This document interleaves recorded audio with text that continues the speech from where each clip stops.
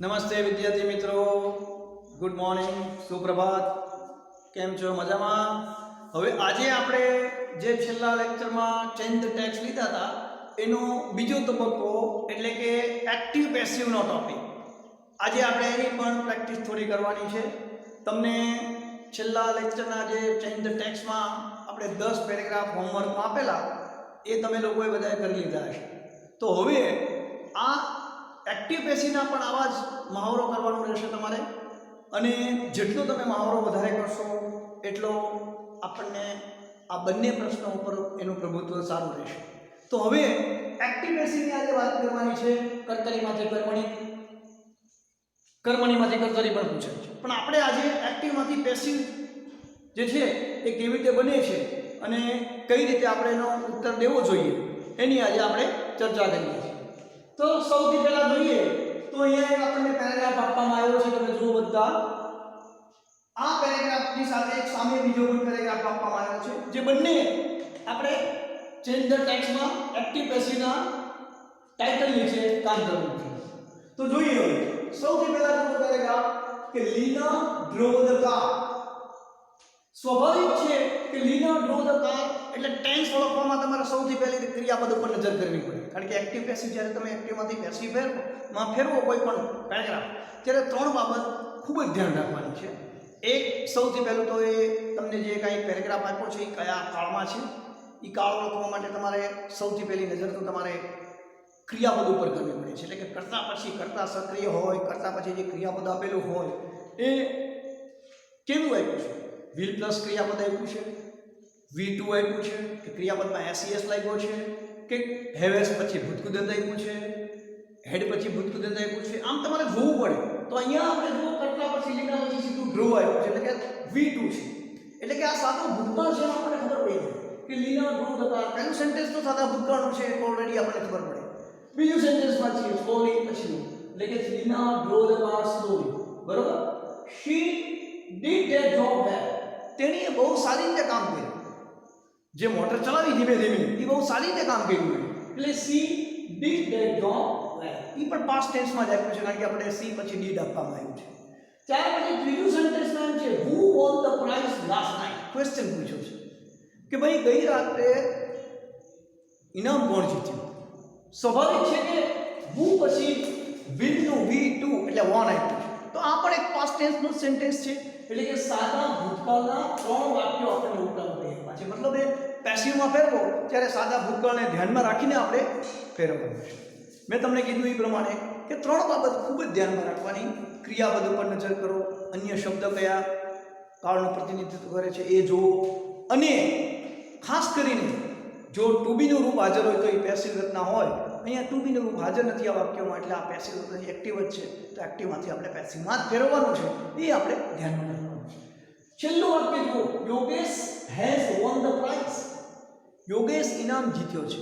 પ્રશ્ન પૂછ્યો ને who won the prize last night. ગઈ રાત્રે કોણ ઇનામ જીત્યો? જવાબ મળ્યો યોગેશ હેઝ વોન. યોગેશ ઇનામ જીત્યો છે. હેઝ પ્લસ V3 આવ્યું છે. ભલે છે વોન જ છે પણ એ V3 છે, કારણ કે હેવેસ પછી આપણે V3 નો યુઝ કરીએ છીએ.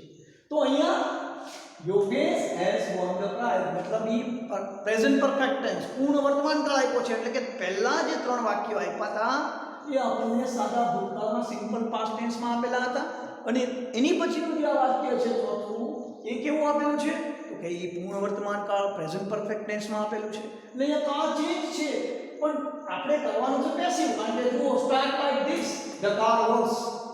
કર્મને આગળ લીધું, ટુ બી નું યોગ્ય રૂપ ભૂતકાળનો ઉપયોગ કર્યો વોઝ. તો સ્વાભાવિક છે કે એક્ટિવમાંથી પેસિવમાં કરતી વખતે શરૂઆતમાં પહેલા પેરેગ્રાફ તમારે ધ્યાનથી વાંચવાનું, પછી સ્ટાર્ટ લાઈક ધીસ કેવી રીતે છે એ જુઓ.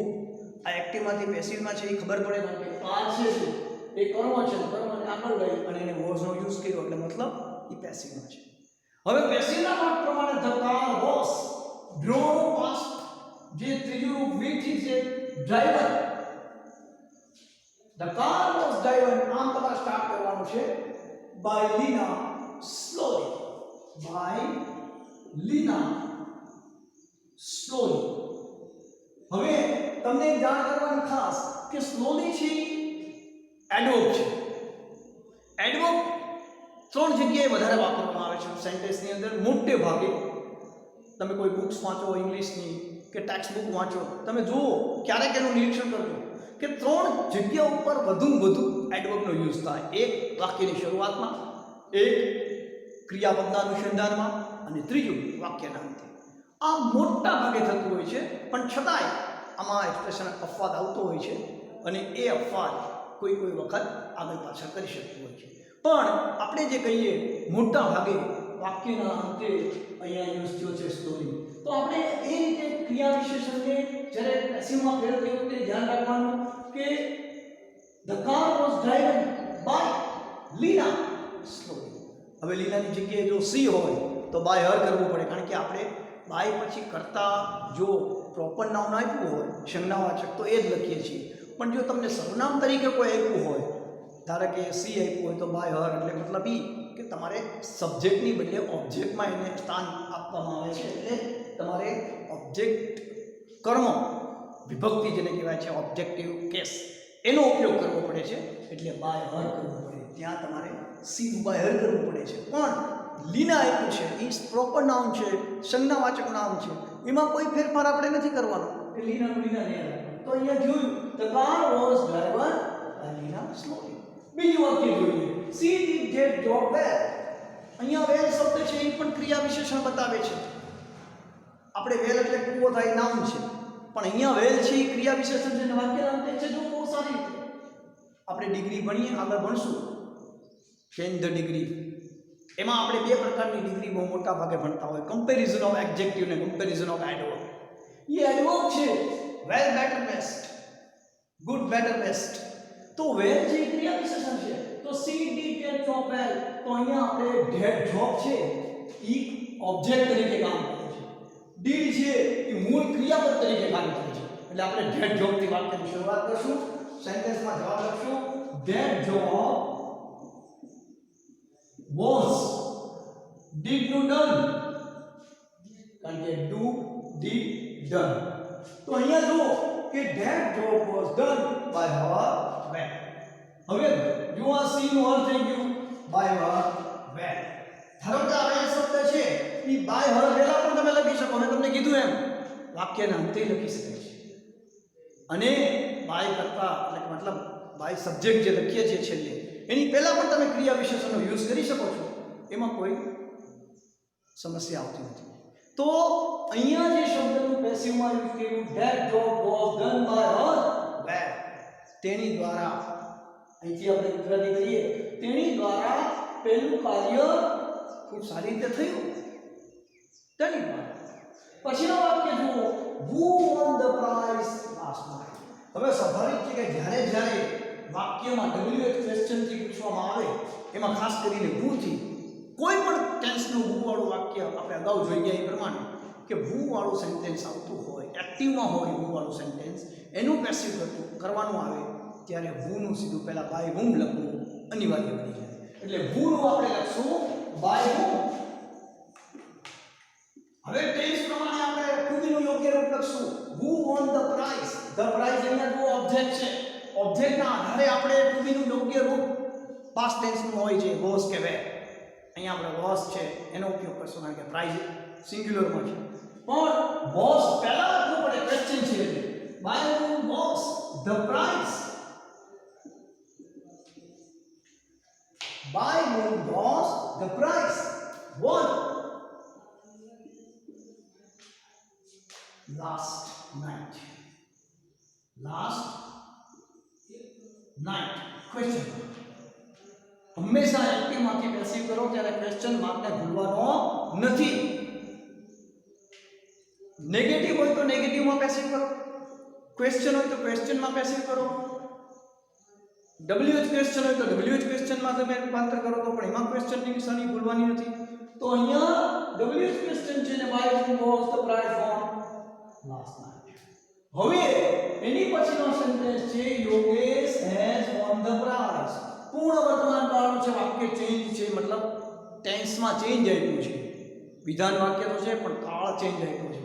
તો અહીંયા આપણે લખશું ધ પ્રાઇઝ, જે કોમન રીતે કર્મ છે. The prize has been have has been અથવા have been થાય has been won by Yogesh યોગેશનું Yogesh જ રહેશે બરોબર તો જો બરોબર ધ્યાનથી the prize has been એટલે has નું have અથવા has હોય તો એનું has been થાય કે have been થાય the prize છે એટલે આપણે has been કહ્યું અને won નું વન જ થર્ડ પર કારણ કે એક્ટિવ અને પેસિવ બંનેમાં V3 વપરાય એ આપણને બધાને ખબર છે પણ ત્રણ ટેન્સ એવા છે પ્રેઝન્ટ પરફેક્ટ ટેન્સ લ્યો પાસ્ટ પરફેક્ટ ટેન્સ લ્યો કે પછી તમે ફ્યુચર પરફેક્ટ કોઈ પણ એટલે પરફેક્ટ ફ્યુચર ટેન્સ હોય કે પરફેક્ટ પ્રેઝન્ટ ટેન્સ હોય કે પરફેક્ટ પાસ્ટ ટેન્સ હોય કોઈ પણ હોય એમાં આપણે V3 નો યુઝ કરીએ એક્ટિવ હોય કે પેસિવ આ ખાસ ધ્યાનમાં રાખજો બરોબર તો હવે આપણે જે ચારેય સેન્ટેન્સ અહીંયા જોયા જેને આપણે કન્વર્ટ કર્યા પેસિવમાં એમાં ત્રણ પાસ્ટ ટેન્સના હતા એક પરફેક્ટ પ્રેઝન્ટ ટેન્સના હતા તો આ રીતે એક્ટિવમાંથી પેસિવમાં તમે આ રીતે ફેરવો વ્યવસ્થિત રીતે અને કેપિટલ છે ફૂલ સ્ટોપ છે આ બધાનું ધ્યાન આપો ક્વેશ્ચનનું ધ્યાન આપો તો કોઈ પણ જે પરીક્ષક છે એ માર્ક્સ આપવામાં કદી કચાશ નહીં કરે પૂરેપૂરા માર્ક મળશે તમને ગ્રામરની અંદર એટલે ઇંગ્લિશ લેંગ્વેજની અંદર ગ્રામર ઉપર જેનો કંટ્રોલ સારો હોય એને કદી પણ અંગ્રેજી વિષયની અંદર મુશ્કેલી ઊભી થતી નથી કારણ કે grammar is the basic of language જેને આપણે કહીએ છીએ તો અહીં શરૂઆતમાં આપણે જે વાત કરી કે ત્રણ પાસ્ટ ટેન્સ એક પ્રેઝન્ટ પરફેક્ટ હવે બીજો પેરેગ્રાફ આવે છે એ પણ એક્ટિવમાંથી પેસિવમાં છે એ જોવાનું છે આપણે જેમ કે પહેલું સેન્ટેન્સ જોવું એનું હવે I have invited one of my friends today. અહીંયા I have invited છે મેં આજે મારા એક મિત્રને મિત્રોમાંના એક one of my friends છે જો તો ધ્યાનથી આમંત્રણ આપ્યું છે પૂર્ણ વર્તમાન કાળમાં છે એટલે કે પ્રેઝન્ટ પરફેક્ટ ટેન્સની અંદર છે બરોબર તો હવે એની પછીનું વાક્ય જુઓ તો કે છે ટુ માય હાઉસ એટલે મેં મારા ઘરે આજે મારા મિત્રમાંના એકને આમંત્રણ આપ્યું છે પછી I have already invited my relatives મેં મારા સંબંધીઓને સગા સંબંધીઓ હતા એમને પણ ક્યારનું આમંત્રણ આપ્યું છે એ પણ પૂર્ણ વર્તમાન કાળમાં હતા I will not invite my neighbours હું મારા પડોશીને આમંત્રણ નહીં આપીશ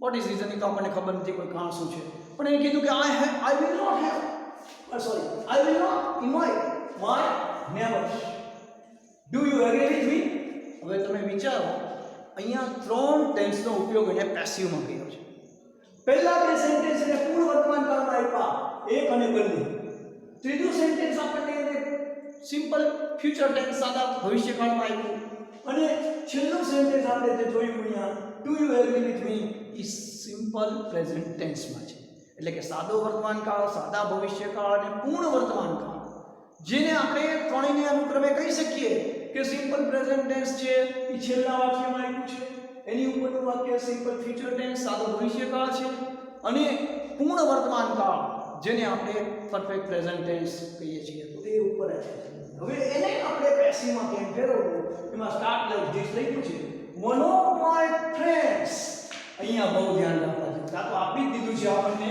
અને કદાચ આ વાક્ય બીજે આવ્યું હતું આપણને તો ખબર ન પડે ઘણા ફ્રેન્ડ્સમાં હેવ લગાડી દીધું પણ વન ઓફ માય ફ્રેન્ડ્સ છે એટલે અહીંયા એને હેઝ બીન કીધું છે કે મારા મિત્રોમાંનો એક જેટલા મારા મિત્રોમાંના છે એટલે એને કીધું one of my friends has been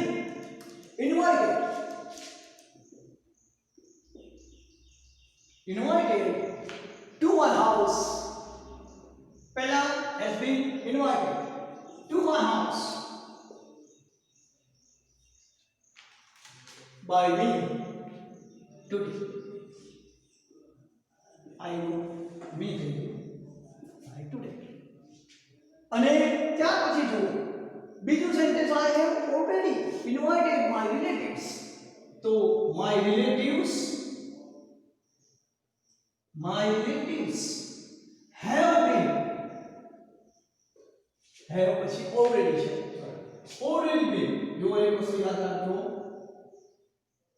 આ શબ્દને તમારે ધ્યાનમાં રાખવાનું છે એટલે મેં વચ્ચે દેખાડવા માટે ખેંચાઈ કરીને આપણે અહીંયા લખવામાં આવ્યું કે ભાઈ તમને ખ્યાલ આવે તમને ટેન્શન લેવાની ઉપર કે my relatives have already been છે એ ક્રિયા વિશેષણ બતાવે છે એડવર્બ છે એને have અને been ની વચ્ચે આપણે લખવાનો પ્રયાસ આ અને just આ બંને શબ્દો એવા છે જે have been અથવા has been એની બંને વચ્ચે લખો તો બધા સારું છે કારણ કે એ ઘટનાનું ભાષાંતર યોગ્ય થઈ શકે તો જુઓ my relatives have already been invited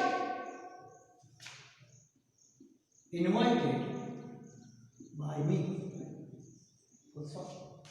હવે ત્રીજું સેન્ટેન્સ છે એ છે ભવિષ્યકાળ સિમ્પલ ફ્યુચર માં આવ્યું છે કે I will not invite my neighbors. તો my neighbors will not હવે ધ્યાન રાખવાનું છે be ઉમેરવું છે will not be invited by me.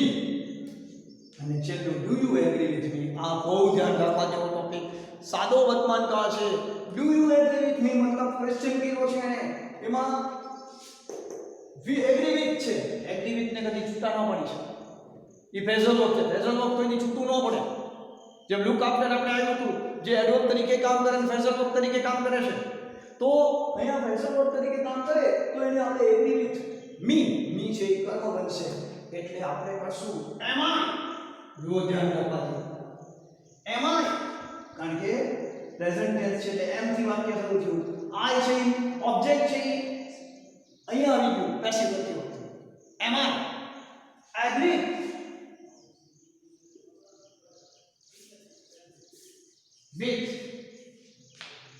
with by જો ધ્યાન રાખવાનું વાક્ય છે પેસિવ કરતી વખતે તમે ખાસ ધ્યાન રાખજો do you agree with me મતલબ પ્રેઝન્ટ ટેન્સ નો કરે છે પ્રતિનિધિત્વ am I agree with my question તો આ રીતે તમારે થોડું ધ્યાન રાખવાનું છે હવે આજે હોમવર્કમાં પણ તમે આ જ એક્ટિવ પેસિવના 10 જેટલા પેરેગ્રાફ તમારે તૈયાર કરવાના જેથી તમને એના ઉપર થોડો કંટ્રોલ આવે થેન્ક યુ વેરી મચ